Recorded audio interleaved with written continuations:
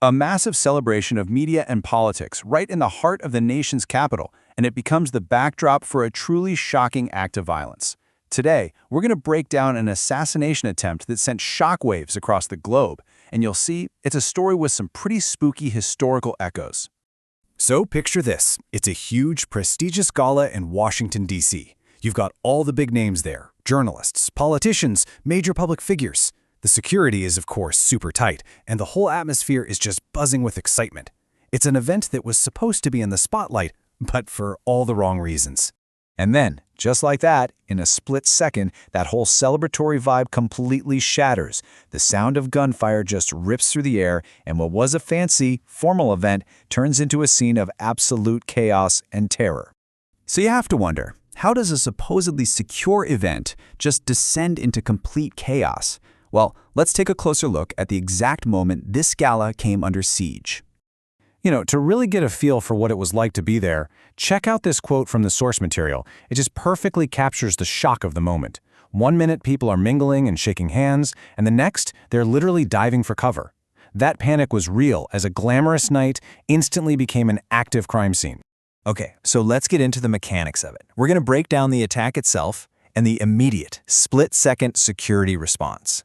And listen, this all went down incredibly fast. First, you have a gunman, who we now know is Cole Tomas Allen, trying to break through the security perimeter. In the confrontation that follows, a security officer is hit by gunfire. And that's when the protocols just kick right in. Former President Donald Trump and his staff are immediately whisked away to safety, and somehow, in the middle of all that chaos, security personnel managed to take down and arrest the attacker. I mean, talk about a textbook response under the most extreme pressure.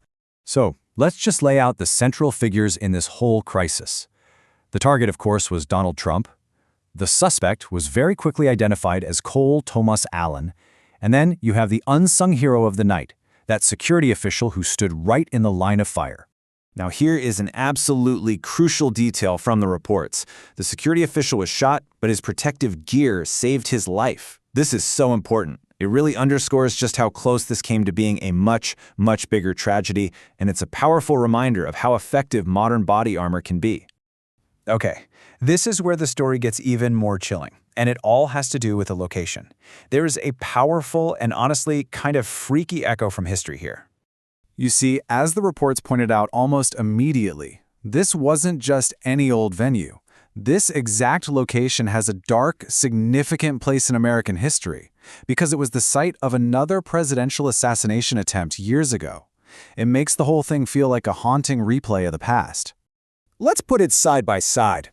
It's just wild.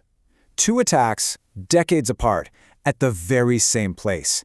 Back in 1981, Ronald Reagan was wounded. In this case, Donald Trump was unharmed. So while history repeated itself in terms of location and, well, intent, the outcome, thankfully, was very different this time. An event like this, it never just stays local. It's too big. So let's turn to the global fallout and the really intense conversations it kicked off around the world. And right at the center of that conversation is this term, executive protection. So what is that? Well, it's the whole system, right? The security agents, the technology, the plans, all of it, everything designed to keep leaders safe from harm. And an incident like this puts that entire framework under a global microscope. And why does this matter to everyone? Because this attack wasn't seen as just a one-off. It immediately touched a nerve and sparked a worldwide debate about what a lot of people see as a really dangerous rise in political hostility.